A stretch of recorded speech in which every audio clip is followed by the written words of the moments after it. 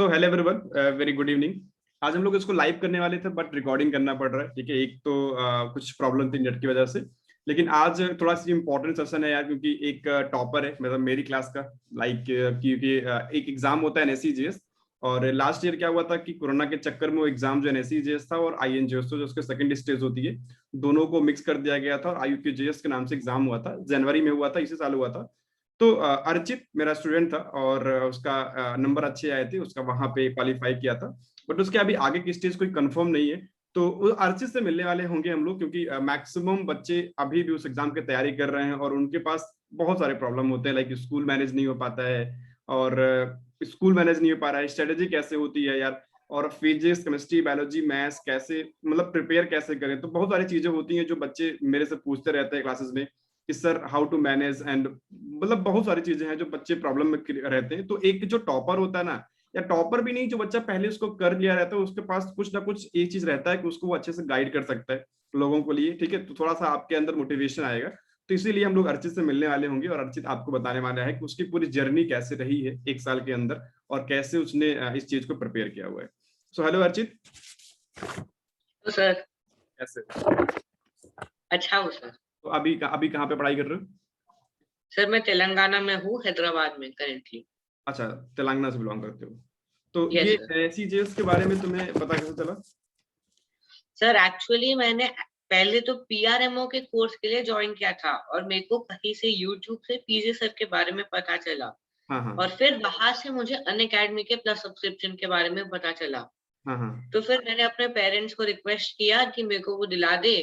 और फिर वहां पे दिलाने के बाद मेरे को पता चला कि ऐसे टाइप के ओलंपियाड रहते हैं, जैसे एनएससीजीएस है, हम्म एनटीएससी है, पीआरएमओ है, केबीपीवाई है। हम्म। ऐसे टाइप के जिनसे आपका जेई प्रिपरेशन और बूस्ट अप होता है। अच्छा, मतलब तुम्हें जो चीजें पता चली वो पीजे सर क्लास किया तुमने, और वहां से तुम्हें पीआरएमओ के बारे में सोचा पहले तुमने, फिर पीआरएमओ हाँ की सर। मतलब मैंने चीज मैक्सिमम नोटिस किया हुआ कि बच्चे जब अकेडमी ज्वाइन करते हैं ना, तो वो बेसिकली 9-10 के लिए ज्वाइन करते हैं कि यार हमारा जो बोर्ड एग्जाम है वो अच्छा हो जाए। लेकिन जब वो हाँ कॉम्पिटिशन में आते हैं वो लोग लगता है कि यार अरे पीआरएमओ भी एक चीज होती है यार, एनएससीजीएस भी एक चीज होती है। और जो कि इतना छोटा कंपटीशन भी नहीं है, मतलब बड़ा कंपटीशन है। बच्चे बहुत, अब जहां से मैं बिलोंग करता हूँ वहां पे पीआरएमओ के बारे में कोई जानता भी नहीं है बेसिकली लखनऊ में। लेकिन इस तरीके से बच्चे बूस्ट, तो ये चीज अच्छी चीज है कि हमारे द्वारा हमारे थ्रू या अकेडमी के थ्रू आपको ये चीजें पता चल रही है। तो अच्छा किया, बढ़िया किया। तो एग्जाम में कैसे तुम्हारा एग्जाम रहा, मतलब बेसिकली स्ट्रेटजी तुमने क्या अपनाई इस एग्जाम के लिए? सर देखो सर, स्ट्रैटेजी के लिए मेन 3 चीजें बहुत ज्यादा मेन है सर। हाँ एक हाँ। चीज है शेड्यूल कैसे है अपना। हम्म सेकंड चीज है कि हम उसका प्रिपरेशन कैसे करते हैं, क्लासेस में कैसे करते हैं। और हम्म थर्ड चीज है कि हम अपने नोट्स कैसे बनाते हैं ताकि अपना रिवीजन कैसे हो सके। हम्म हम्म हम्म अब शेड्यूल में भी 3 टाइप के शेड्यूल होते हैं सर। एक मंथली शेड्यूल होता है, एक वीकली शेड्यूल होता है और हम्म। एक डेली का शेड्यूल रहता है। अच्छा, ये तूने तो बनाया था पूरा? बेसिकली हाँ सर, ओह ग्रेट। मैंने एक पूरा प्लान करके चला था सर। अच्छा अच्छा। जब एनएससीजेएस के लिए 8 महीने की प्रिपरेशन मिलती है सर, कोई भी नॉर्मल ईयर में, मतलब मार्च से लेके नवंबर तक का टाइम होता है। हाँ हाँ। तो उस 8 मंथ्स में 5 मंथ्स हमें पूरा थियोरी पढ़ना चाहिए और हम्म बाकी 3 मंथ्स हमें पूरा प्रैक्टिस करना चाहिए सर। हम्म। तो अच्छा, मतलब अब बेसिकली मैंने एक डाउट बच्चों के मन में देखा है कि बच्चे कहते हैं कि सर मुझे आगे चल के जेई देना है, राइट, जेडबल देना है, क्योंकि आगे चल के उनको इंजीनियरिंग करनी है। अब बच्चों के पास एनएससी जैसे 4 सब्जेक्ट होते हैं, फिजिक्स भी है, केमिस्ट्री भी है, मैथ्स है जो जेई के लिए है। एक बायोलॉजी आ जाता है यार। अब बच्चों को बायोलॉजी थोड़ी तगड़ी पढ़नी पड़ती है एनएससी जस्ट निकालने के लिए। वो कहते हैं कि सर आगे बायोलॉजी काम आएगा नहीं, और भी सब्जेक्ट है। तो जो बायोलॉजी है वो कैसे मैनेज किया तुमने? सर बायोलॉजी के लिए मैंने सिर्फ क्लासेस करी। और सर एक आपको एक बहुत ही एब्सर्ड लगेगा लेकिन ये एक्चुअली बहुत काम आता है कि हम्म। अगर आप कोई भी साइंस फैक्ट्स के जैसे चैनल को फॉलो करते हो ना सर, तो उसके अंदर वो लोग अपने आप ही आपको बायोलॉजी की चीजें बताते हैं।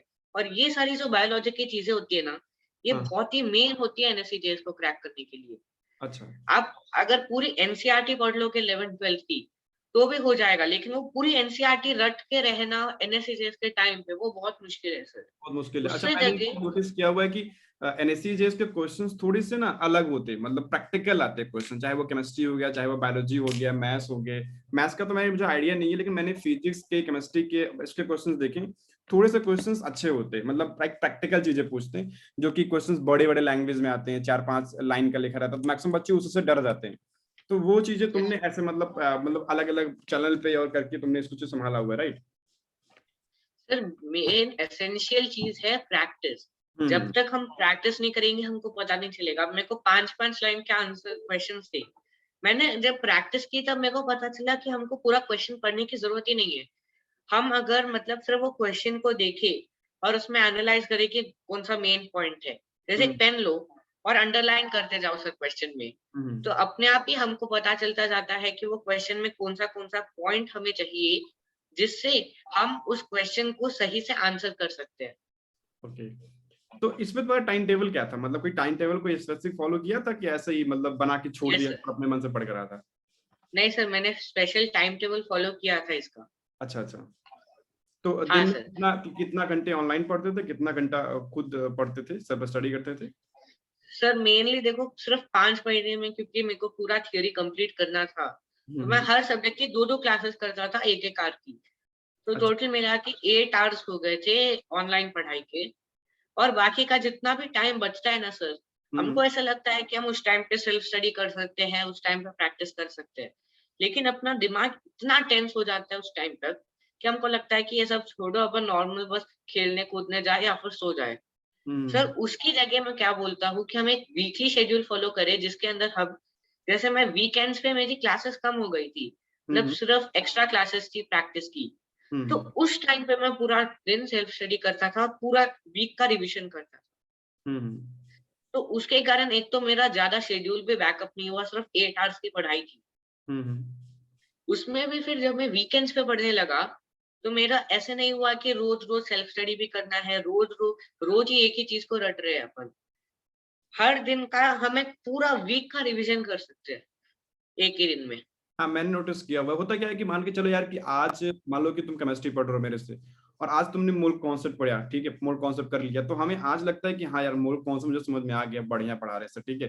लेकिन यार प्रॉब्लम ये है कि ना, अगर तुम उसको प्रैक्टिस नहीं करोगे, उस पर तुम क्वेश्चन नहीं करोगे, तो वो चीज तुम्हें भूल जाएगा। ये तो मूल कॉन्सेप्ट है, जहाँ पे न्यूमेरिकल्स है, जहाँ पे थियरी है। बाकी यार केमिस्ट्री में बहुत सारे पोर्शन ऐसे हैं, फिजिक्स में या बायोलॉजी में, जिसको भूलना आप 2-3 दिन में भूल जाओगे। तो वो चीज वीकली अगर आपने उससे फॉलो नहीं किया, अगर आपने उस चीज को वीकली फॉलो नहीं किया, अगर आपने एक स्ट्रेटेजी, अब देखो कुछ चीजें होंगी जो आपको बार बार रिवीजन करना पड़ेगा, कुछ चीजें होंगी जो आपको एक 10 डेज में, 15 डेज में, और कुछ चीजें ऐसी होती है जिसमें आप न्यूमेरिकल सिर्फ क्वेश्चंस कर लोगे, क्वेश्चंस करके ही आपका रिवीजन हो जाता है। तो ये चीज अगर जो फॉलो कर गया ना, वो बढ़िया रहता है, मैंने भी नोटिस किया हुआ है at the time of preparation. Sir एक और एक चीज़ है सर, अब हम्म। जैसे मैं एक एग्जांपल लेता हूँ एएम-जीएम इनइक्वालिटी का। हाँ अब हाँ। सबको पता है सर कि AM is greater than equal to GM is greater than equal to HM. हाँ हाँ। लेकिन हर किसी को ये नहीं पता होता कि उसका क्वेश्चन में इम्प्लीमेंटेशन क्या है ना सर। हाँ हाँ। मतलब कोई भी, कई सारे क्वेश्चन आ जाते हैं मैक्सिमम वैल्यू के, मिनिमम वैल्यू के, और किसी को पता ही नहीं चलता है कि उसको सॉल्व कैसे करें, जबकि उसका इतना ईज़ी कॉन्सेप्ट होता है। तो हम्म। जब हम उसको नोट्स में जब हम बनाते हैं ना सर, तो सिर्फ फॉर्मूला और उसका टेक्स्ट लिखने से काम नहीं चलता है सर, वो सब तो बुक्स में भी मिल जाएगा हमको। एक understand। क्वेश्चन उसके साथ लिख लेना चाहिए ताकि हमको उसका इम्प्लीमेंटेशन भी पता चल सके। ग्रेट। तो तुमने टीचर कौन कौन से फॉलो किया अकेडमी पे आने के बाद फिर? सर एक्चुअली तो मैंने उस साल पे जो टीचर्स फॉलो किए थे, वो अभी अनअकैडमी पे जॉइन नहीं है एक्सेप्ट फॉर 2-3 टीचर्स। अच्छा अच्छा।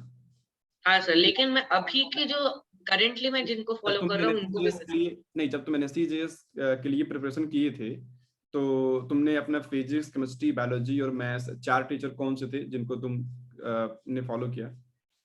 सर एक तो मैंने एसपी सर को फॉलो किया था केमिस्ट्री के लिए, हम्म। संजीव फोगाट सर। हम्म। फिर एंडिंग में जब उनको मतलब वो उनका एक स्कूल भी था, तो हम्म। फिर उनको कुछ कारण से अनअकैडमी छोड़ना पड़ा था। तो अच्छा। लास्ट के जो मेरे 4 मंथ्स थे उसमें मैंने आपके कोर्सेज़ अटेंड किए थे। हाँ, तुम लास्ट में मेरे से, जब वही हम लोग प्रैक्टिस कर रहे थे, और फिर देखा मैंने कि तुम्हारी चीजें काफी अच्छी है, मतलब मुझे लगा कि यार ये जी तो सर। अच्छा, तो सिलेक्शन होना ही होना है, क्योंकि इतने अच्छे क्वेश्चंस हो रहे थे। मुझे लगा कि हाँ इसका रिजल्ट तो अच्छा आना है, तो लास्ट के टाइम पे तुम मेरे से क्लासेस किए थे। अच्छा है, मतलब संजीव सर थे, पढ़ाते थे ना अनअकैडमी पे, तो उनसे तुमने हाँ पढ़ा। सर। ग्रेट, बढ़िया। और जी फिजिक्स सर। में किससे पढ़ा? सर फिज़िक्स अभी भी मैं विवेक कौशिक सर से ही पढ़ता हूँ, उस टाइम पे भी उनसे ही पढ़ता था सर। हाँ, अच्छा पढ़ाते, बहुत अच्छा पढ़ाते, तो मतलब अच्छे से तुमने कोर्स कंप्लीट किया, प्रैक्टिस वगैरह सब कुछ किया। बायोलॉजी? जी सर। सर बायोलॉजी अभी भी है सर, स्वर्णवा रॉय सर है और हाँ अमृता रावल मैम है सर। हाँ तो हाँ। वो बहुत ही अच्छा पढ़ाते हैं सर, मतलब एकदम वो नीट लेवल तक पे भी ले जाएँगे तो भी अपने को ऐसा लगेगा कि बेसिक लेवल ही चल रहा है। नहीं सर, मैंने एक चीज नोटिस किया ना यार कि केमिस्ट्री में जो बायोलॉजी का है, बायोलॉजी में बच्चे नीट लेवल की तरफ भागते हैं। तो जो मैंने नोटिस किया है बायोलॉजी, जितना मेरा अपना है, मैंने नोटिस किया कि यार कि एनएससी जेएस के क्वेश्चंस में और नीट वाले क्वेश्चंस में काफी डिफरेंस होता है, मतलब काफी डिफरेंस है। वहां छोटे क्वेश्चंस बनते हैं, फंसाऊ वाले बनते हैं, यहाँ पे स्टेटमेंट वाले प्रैक्टिकल क्वेश्चन बनते हैं बायोलॉजी में। तो पूरी नीट की सिलेबस को कवर करना कोई जरूरी नहीं है कि नीट की चीजें ही कवर कर लो। स्पेसिफिक चीजें पढ़ो, प्रैक्टिकल चीजें पढ़ो, बड़े बड़े चीजें पढ़ो, तो वो ज्यादा आसानी से हो जाती है, मैंने नोटिस किया हुआ है। सर एक्चुअली हाँ, वो भी सही है सर, लेकिन मैंने नोटिस किया है कि जो नीट की चीज़ें आती है, वो हाँ हाँ कंपैरेटिवली हमको 70% हेल्प कर देती है हाँ, वो और तो प्रैक्टिकल चीज़ें मेनली आईएनजेएसओ में आती है सर। एनएसईजेएस में उतना प्रैक्टिकल आता नहीं है। हम्म। आप देखो सर, जो भी एक्सपेरिमेंटल साइंस है, वो सेकंड स्टेजेस में हेल्प करती है, लेकिन फर्स्ट स्टेज में आपका जो नॉर्मल जनरल साइंस होता है ना सर, वो हम्म 70% मतलब सिलेक्शन वो करवा देता है। लेकिन रैंक बढ़वाने के लिए आपको एक्सपेरिमेंटल साइंस पढ़ना पड़ता है। हम्म। अच्छा, तो फिर मैथ्स किससे फॉलो किया, फिर मैथ्स को किससे किससे पढ़ा तुमने? सर एक्चुअली मैथ्स मैंने अभिलाष सर से पढ़ा था। हम्म। वो भी एक्चुअली अभी अनअकैडमी छोड़ गए और फिर लास्ट के मंथ्स में अगेन फिर मैंने नीतीश सर से पढ़ा था। ओह ग्रेट, बढ़िया, नीतीश सर तो बढ़िया पढ़ाते हैं। मतलब बेसिकली टीचर्स जो एकेडमी पे हैं सारे अच्छा पढ़ाते हैं, जो मैंने नोटिस किया हुआ है। किसी से आपकी चीजें अच्छी हो जाती हैं, आप किसी से आपको समझ में आता है, वो बहुत मैटर करता है। मैक्सिमम बच्चे जो हाँ, प्लस टू मेरे से नहीं पढ़ते उनका सिलेक्शन हुआ है, जो पढ़े थे उनका भी नहीं हुआ है। तो कोई जरूरी नहीं हमसे पढ़ के तुम्हारा सिलेक्शन होता है, क्योंकि एक चीज होती है कि यार क्रेडिट तुम्हारा होता है, हम तो एक होता है यार तुम्हें गाइड करते रहते हैं, हमारे थ्रू तुम्हारा रेगुलरिटी मेंटेन होता रहता है, हमारे थ्रू तुमको पता चलता है एग्जाम के बारे में। लेकिन एट द एंड तुम्हें ही सब कुछ करना पड़ता है, तो क्रेडिट तो सब कुछ तुम्हारा ही रहता है। अच्छा, ग्रेट, बढ़िया। तो अच्छा, मान लो कि अगर मैं सिंपल तुमसे बोलूं कि जैसे कोई सब्जेक्ट हो गया, तो ये तो मैंने उन्होंने गाइड कर ही दिया है, फिजिक्स को लेकर, केमिस्ट्री को लेकर, बायोलॉजी को लेकर कि किस किस तरीके से हम लोग पढ़ाना स्टार्ट किया जाए, तो वो तो नॉर्मली हो गई। अच्छा, मान लो कि मैक्सिमम बच्चे मेरी क्लास में ये रहते हैं कि जो मैनेज नहीं कर पाते स्कूल को। सर मतलब एक प्रॉब्लम ये रहती है कि सर मुझे 4 घंटे प्लस पे पढ़ना होता है, फिजिक्स, केमिस्ट्री, बायोलॉजी, मैथ्स करना है। आप बोलते हो सर प्रैक्टिस भी करना है डेली, क्योंकि मैं बोलता हूँ भैया अगर पढ़ के कुछ थोड़ी ना होता भाई, जब तक तुम प्रैक्टिस नहीं करोगे, प्रीवियस ईयर क्वेश्चंस को करोगे नहीं, डेली रिवीजन नहीं करोगे। अब आज तुमने पढ़ा हुआ है मेरे से मूल कॉन्सेप्ट, एक महीने बाद उसको क्वेश्चंस करने जाओगे तो नहीं कर पाओगे, क्योंकि प्रैक्टिस चाहिए होगी। तो मैक्सिमम बच्चे कहते हैं कि सर हमारे पास एसएसटी भी है, ये है, वो है, ये है, स्कूल का है, जूम की क्लासेस हैं, अलग अलग हैं। तो मैनेज करना पड़ेगा, वो तो है कि अब ये भी नहीं है कि स्कूल छोड़ दें, मैं तो ये, या कोई पेरेंट्स बोलेगा भी नहीं। अच्छा, पेरेंट्स भी मैंने देखा हुआ है, पेरेंट्स भी सपोर्ट नहीं करते इस चीज को लेके, वो सोचते हैं कि नहीं तुम्हारा बोर्ड में नंबर अच्छा आना चाहिए, बोर्ड बस, अभी परेशान मत हो।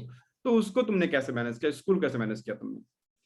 सर 9th की बात करें, तो 9th में अपने ऊपर उतना बोर्ड का प्रेशर नहीं रहता है एज़ सच। तो हम्म हम अगर एग्ज़ाम से मतलब जैसे मेरा हाफ ईयरली था, हाफ ईयरली से 2 हफ्ते पहले मैंने पढ़ना शुरू किया था बस। ऐसे नहीं है कि पूरा साल एसएसटी, इंग्लिश, हिंदी ये सब पढ़ने में लगे हैं। पूरा हम्म साल मैथ्स एंड साइंस पढ़ो और एग्ज़ाम से 1 हफ्ते, 2 हफ्ते पहले एसएसटी और इंग्लिश को पढ़ना शुरू कर दो। और स्कूल की क्लासेस क्या है ना सर, सुबह में 4 घंटे रहती है, ज़्यादा से ज़्यादा 5-6 घंटे होती होगी। लेकिन अनअकैडमी की क्लासेस तो पूरी शाम में रहती है ना सर, तो वो हम्म अपने आप में एक शेड्यूल बन जाता है हमारा हमारा। ऊपर हम्म। से मैं क्या करता था कि स्कूल की क्लास में अटेंडेंस लगा के आ जाता था और फिर यहाँ पे अनअकैडमी की क्लास देखना शुरू कर हाँ, वो देता था। डिपेंड करता है, स्कूल स्कूल पर डिपेंड करता है। हमारा तुम्हारा स्कूल उतना स्ट्रिक्ट नहीं था इस चीज को लेके। हमारे मैक्सिमम बच्चे ये कहते हैं कि सर अगर हम थोड़ा सा हट जाते तो उसको वाले पूछने लगते कहाँ गए कहाँ गए, तो वो स्कूल पर डिपेंड करता है। बट मैनेज करना बहुत जरूरी होता है, वो तो मैनेज तुम्हें ही करना पड़ता है ना बेसिकली, क्योंकि यस मैं सर। तो बोलता हूँ अगर मान लो कि स्कूल क्लास कर रहे हो, उसमें कुछ चीजें नहीं समझ में आ रही, तुमने पढ़ लिया तो प्रैक्टिस करना स्टार्ट कर दो। केमिस्ट्री के, मैथ्स के, बायोलॉजी के, फिजिक्स के, तुम प्रैक्टिस करो उस टाइम पे, ऐसे जैसे वाले क्वेश्चन करना स्टार्ट कर दो। तो ये हो सकता है। ग्रेट, बढ़िया है। तो अच्छा, मान लो कि जो बच्चे अभी हैं बेसिकली, तो हम लोगों ने डिस्कशन कर ही लिया हुआ हर चीज को लेके। तो अगर मैं तुमसे एक लास्ट क्वेश्चन ये पूछूं कि जो अभी बच्चे आ रहे हैं, ठीक है, तो अच्छा तुमने जब ये अभी तुम क्या कर रहे हो बेसिकली, मान लो तुम्हारा एग्जाम क्लियर हो चुका है एनएससीजेएस, तो अभी तुम्हारा क्या, अभी तुम अपनी वैल्यू बताओ। सर एक तो मैं सोच रहा हूँ कि अभी मैं पीआरएमओ, बोर्ड्स और एनटीएससी पे ज़्यादा ध्यान दूँ सर। इसलिए मैं एक्सटर्नल जैसे सोशल है, इंग्लिश है, हिंदी वो सब भी पढ़ रहा हूँ। क्योंकि हम्म मैथ साइंस में क्योंकि अभी तक मेरा थियरी है दिमाग में। बस हम्म। मैं एक बार अगर मेरे नोट्स के थ्रू चले जाऊँ, तो मेरे को पूरे क्वेश्चन सॉल्व हो जाएँगे सर। तो इसीलिए मैं अब सोशल और बाकी सब्जेक्ट्स पे ज्यादा ध्यान दे रहा हूँ सर। ये एक्चुअली सही है स्ट्रैटेजी। जब आप 9th में होते हो, तो अगर आप एनएससीजेएस का प्रिपरेशन करना शुरू करते हो, तो फिर पूरा 9th अगर आप मैथ्स एंड साइंस पढ़ देते हो, तो 10th बहुत स्मूथली निकलता है। बहुत बहुत अग बहुत अदर यस सर। और अगर अभी 10th में है कोई लोग, तो उनके लिए फिर थोड़ा-सा स्मार्ट स्टडी करनी पड़ती है। मतलब जो स्कोरिंग टॉपिक्स है, उनको बहुत ज़्यादा पढ़ो। और जो लाइक हार्ड वाले टॉपिक्स है, उनको जब बहुत फ्री टाइम मिला हुआ है, अभी दिमाग भी एकदम मतलब मूड में है, फिर उसको पढ़ो। और ग्रेट। सर बायोलॉजी के लिए एक स्ट्रैटेजी है सर। मैंने देखा है सर, अगर आप यूट्यूब पे जाके कोई एनिमेटेड वीडियो देखो ना बायोलॉजी का, जैसे हार्ट है, हार्ट का आप बहुत अच्छा पढ़ाते हैं क्लास में, मतलब पूरा अच्छे से क्लैरिटी मिलती है। लेकिन थोड़ा-सा अगर फोटोग्राफिक मेमोरी स्ट्रॉन्ग करनी रहती है, तो वो यूट्यूब के एनिमेटेड वीडियो से अच्छे से हो जाती है सर। हाँ, मतलब वो क्लास के बाद मिल भी जाता है, मैंने देखा हुआ है, हाँ मिल सर, भी जाता है, उससे आप अंडरस्टैंड अच्छे से कर लेते हो कि ब्लड कहाँ से फ्लो कर रहा है, चीजें तो वो हाँ सर। अंडरस्टैंड हो जाती है, मतलब मैंने बस 1-2 मिनट की वीडियो रहती है, क्लास के बाद जाके देख लो और एकदम मस्त वाली कॉन्सेप्चुअल क्लैरिटी हो जाती है। हाँ हाँ, और क्लास के हाँ रिवीजन भी हो जाएगा अच्छे से, क्योंकि अपने बॉडी की यस। चीजें होती हैं तो इंटरेस्टिंग भी होती है। हाँ, कि यार मेरे बॉडी में चीजें ऐसी हो रही हैं तो बढ़िया है। तो अच्छा, तुमको ये चीज तो लगा होगा ना कि अगर तुम 9th में और 10th में होते हुए तुम जेई की मैक्सिमम चीजें कवर कर रहे हो एनएससीजेएस के थ्रू, तो तुम्हारा जेई को लेके क्या अभी लगता है? तुमने जेई वाले क्वेश्चन कभी अटेम्प्ट किए हैं? तुम्हें क्या लगता है कि जेई के लिए कितना हेल्प किया तुम्हारा ये टाइम प्रिपरेशन? सर एक्चुअली हमको लगता है कि हम एनएससीजेएस का प्रिपरेशन कर रहे हैं तो जेईई भी हो जाएगा। हम्म जबकि सर ये एक्चुअली थोड़ा-सा अभी मेरे को पता चल रहा है कि अगर अभी हम जेईई 2010, 2011 में दे रहे होते, तो फिर अभी तक हमारा आराम से क्लियर हो जाता होता। हम्म लेकिन अगर हम अभी की बात करें, तो अभी का पेपर आराम से मतलब बहुत टफ पेपर आता है सर। तो हम्म एनएससीजेएस आपका बेस बनाता है, मतलब जो लेवल 1 के ईज़ी वाले क्वेश्चन होते हैं, वो हम्म एनएससीजेएस करवाता है। और जो लेवल 2 के क्वेश्चन्स आते हैं जेईई में, वो फिर आपको एनएससीजेएस के नॉर्मल फाउंडेशन क्लियर होने के बाद ही आते हैं। मिक्स्ड कॉन्सेप्ट्स के क्वेश्चन्स आते हैं बेसिकली। हाँ, बेसिकली टाइम मिल जाता है ना आपको, जैसे मान लो जो चीजें आप 11th में जाके पढ़ते हो, फर्स्ट ईयर पढ़ते हो, वो चीजें आप 9th में कंप्लीट कर लेते हो, तो यस। इससे आपको टाइम मिल जाता है पूरा, आपको अलग अलग स्ट्रेटेजी। और सबसे जो बड़ी चीज होती है वो यार ना होता है कंपटीशन, कि आप ना कंपटीशन झेल ले चुके होते हो, मतलब होता नहीं कि जैसा लाइक कि यार कोई एक्सपीरियंस लाइफ में लेना, आपके पास एक्सपीरियंस होता है एग्जाम देने का, एग्जाम जाके देने का, एक रैंक डिसाइड करने का, रैंक मिलने का, अलग अलग चीजें, एक कंपटीशन है, बहुत बड़ा कंपटीशन है, ठीक है, उसमें आप जब घुसते हो ना, तो आपको दुनिया नजर आती है, क्या क्या चीजें हैं, तो उस तरीके से आपका एक्सपीरियंस पहले से हो जाता है। तो ओलंपियाड कहीं ना कहीं ये भी आपको बूस्ट करता है कि आप उस चीज को ऑब्जर्व करते हो कि यार लोग कैसे दौड़ रहे हैं और उसमें दौड़ना है हमको आगे चल के। तो वो यस। चीज अगर आप 12th में जाके दौड़ोगे तो शायद आपके लिए प्रॉब्लम हो जाएगी। वो तो फाइनल रेस है ना, उसके पहले एक काम पूरा ना रिहर्सल कर लो, मतलब एक रियाज कर लो, और हाँ। में एनएससीजेएस के थ्रू, एनटीएससी के थ्रू निकल जाए तो अच्छी चीज है, नहीं तो स्किल मिलता है यार, हम लोग प्रोसेस से सीखते हैं, और ये चीज काफी अच्छी रहती है। बढ़िया, वेरी गुड, तो मुझे तुम्हारे रिजल्ट से मतलब काफी। जैसे हाँ हाँ, हमको ओलंपिक्स देना होता है, तो हम ऐसे कॉमनवेल्थ गेम्स देते हैं, ये सब देते हैं, तो हमको पता चलता है कि वेयर वी स्टैंड। एग्जैक्टली वही चीज। तो अच्छा, लास्ट में तुम ये बताओ कि मतलब जो बच्चे होंगे अभी मेरे से पढ़ रहे हैं एनएससीजेएस, या आने वाले जो अभी एक साल बाद जो अनअकैडमी पे आएंगे या यूट्यूब के थ्रू या कहीं प्लेटफॉर्म पे पढ़ेंगे, तो उनको तुम क्या बोलना चाहोगे कि एक सिंपल वर्ड की कैसे प्रिपेयर करें, और इस चीज को वो कितना ज्यादा सीरियस लें, एनएससीजेएस एग्जाम को या किसी भी एग्जाम को, क्या वो क्या, अच्छा एक चीज मुझे जानना तुमसे, क्या बोर्ड पढ़कर ही आज के टाइम पे जो कंपटीशन है, क्या बोर्ड पढ़कर ही आप अच्छी चीजें पा सकते हो लाइफ में, मतलब सिर्फ स्कूल लेवल पढ़ के, या चीजें आपको थोड़ा सा उठना पड़ेगा, थोड़ी सी मेहनत करनी पड़ेगी, लेवल मेंटेन करना पड़ेगा आपको? सर मैं तो पर्सनली जो है एकदम मतलब 4th क्लास से ही मैंने एक्चुअली थोड़ी एडवांस चीजें पढ़नी शुरू कर दी थी। मतलब 4th क्लास से मैं 5th क्लास तक का पढ़ लेता था, 6th क्लास तक का पढ़ लेता था। तो हम्म ऑटोमेटिकली मेरे को वो आदत थी कि मैं 9th क्लास में आके 11th क्लास के कॉन्सेप्ट क्लियर कर लूँ। हम्म तो इसीलिए हमको एक्चुअली पहले से ही अगर अर्ली स्टार्ट मिल जाता है, जब हमको पहले से ही वो चीज़ें पता होती है, तो जब हम क्लास में जाते हैं, तो हम्म हमको कितना ज़्यादा मतलब वो पता चलता है कि हाँ मैम मेरे को पता है, तो हम अपने आप ही हैंड रेज़ करते हैं और आंसर करते हैं और हम आगे रहते हैं वो बच्चों से, हम्म ना हम्म बाकी बच्चों से हम और आगे हो जाते हैं थोड़े हम्म प्रिपरेशन के मामले में। तूने लास्ट में मॉक वगैरह कुछ किया था, कुछ स्पेसिफिक ऐसा कुछ? हाँ सर, बहुत मॉक्स किए थे, मतलब एक बुक आ गई थी सर मेरे पास, बहुत अच्छी बुक थी, प्रीवियस ईयर पेपर्स और मॉक की अच्छी बुक थी। मतलब हम्म बेसिकली जो जेईई के मॉक थे, वो भी हम्म मैंने ट्राई किए थे 2010 के, 2011 के मॉक्स। हम्म। अच्छा, मैक्सिमम बच्चे यार डिस्ट्रैक्ट रहते हैं। मान लो कि मैंने चीज नोटिस किया कि मैक्सिमम बच्चे ऑर्गेनिक केमिस्ट्री को डरते रहते हैं, ठीक, केमिस्ट्री में खासकर कि अच्छा मैंने नोटिस किया ऑर्गेनिक केमिस्ट्री आता भी नहीं है, तो बच्चे पूरे साल ना ऑर्गेनिक केमिस्ट्री पढ़ते रहते हैं। और मैंने नोटिस किया ऑर्गेनिक केमिस्ट्री क्वेश्चन बनते भी नहीं है। बहुत होता है, एक क्वेश्चन बनता है, जीओसी से बनता भी नहीं, बनता भी है तो आईयूपीएससी से बनता है, आइसोमेरिज्म से बनता है, या किसी स्पेसिफिक टेस्ट से बनता है, ठीक है, किसी कंपाउंड को हम लोग टेस्ट कर रहे हैं उससे बनता है। तो जो बच्चे डिस्ट्रैक्ट रहते हैं ना, उनको क्या तुम बताओगे कि यार किस तरीके से डिस्ट्रैक्शन को खत्म करके सिर्फ वही चीजें पढ़ें जो स्पेसिफिक है, क्योंकि एग्जाम क्लियर करना भी जरूरी है ना? सर देखा जाए तो ये हमको एक प्रॉपर मेंटर ही बता सकता है सर। जैसे आपने बताया था कि मूल कॉन्सेप्ट में कौन-सी चीज़ें एक्चुअली आती है। जैसे वो मार्स का था, वो हम्म एक्चुअली आया भी था सर पेपर में।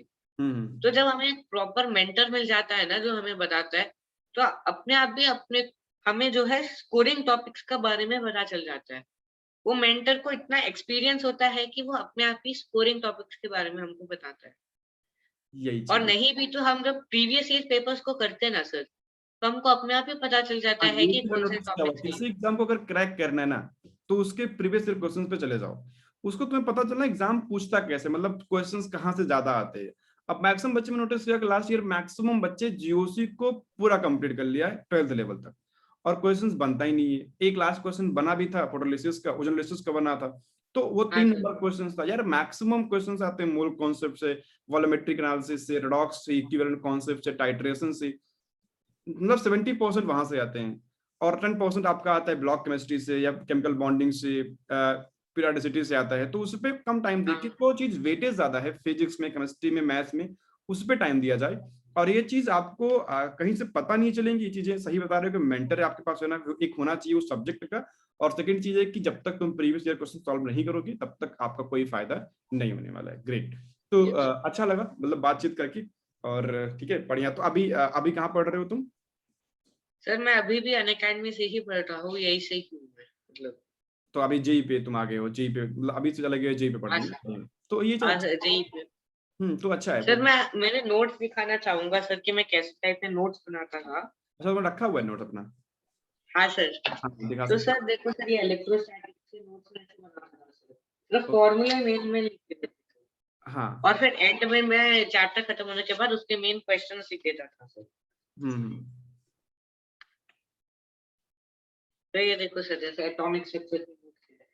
सर एक्चुअली देखा जाए तो ये टेक्स्ट जो है, आपको ऐसे लगेगा कि ये बुक का टेक्स्ट है ये वो। सर एक्चुअली आप अगर ये टेक्स्ट पढ़ने जाओगे ना, तो हम्म इतने सिंपल वर्ड्स में लिखा हुआ है कि आप इसको एक बार पढ़ लोगे, आपको पूरा टॉपिक समझ में आ जाएगा। ऐसे टाइप का टेक्स्ट लिखा रखा है मैंने। और कई-कई जगह तो हिंदी में भी लिखा हुआ है जो सर पढ़ाते हैं। तो मतलब उसका जो मैंने समझा है हिंदी में, उसको ईज़ी अंडरस्टैंडेबल वे में लिखा है मैंने। हम्म। तो और वही चीज है। नोट्स जो है हम्म, सर, हाँ। नोट्स बहुत बंदे बनाते हैं, मतलब सब लोग पूरा बुक का छाप देते हैं, एकदम बड़े-बड़े नोट्स बनाते हैं। सर वैसे बिल्कुल भी बनाने नहीं चाहिए सर। मैंने लास्ट टाइम ठीक है, फिर भी थोड़े बड़े नोट्स बनाए थे बीच में अपने प्रिपरेशन में। लेकिन जब मैं उनको रिवाइज़ करने जाता था ना सर, मैं पूरा टेक्स्ट पार्ट स्किप कर देता था और सिर्फ मेन वो रिएक्शन देख लेता था, फॉर्मूला देख लेता था। और हम्म मेरे से क्वेश्चन नहीं बनते थे सर। वो एक्चुअली टेक्स्ट पार्ट इम्पोर्टेंट होता है, लेकिन आपको पता होना चाहिए कि उसमें से हमें क्या चाहिए जिससे हमें ये फॉर्मूले की डेप्थ क्लैरिटी मिल सके। हाँ, ये चीज होता है, मतलब मैटर करता है, काफी मैटर करता है। तो बढ़िया है, ठीक है। तो हम लोगों ने चीज डिस्कशन किया और काफी चीज अच्छा लगा कि मैक्सिमम बच्चे जो मेरे डिस्ट्रैक्ट थे वो चीज हमने किया। तो वैसे काफी बच्चे हैं जो एनटीएससी में सिलेक्शन हुआ है, उनको भी हम लोग आगे आते रहेंगे लेके।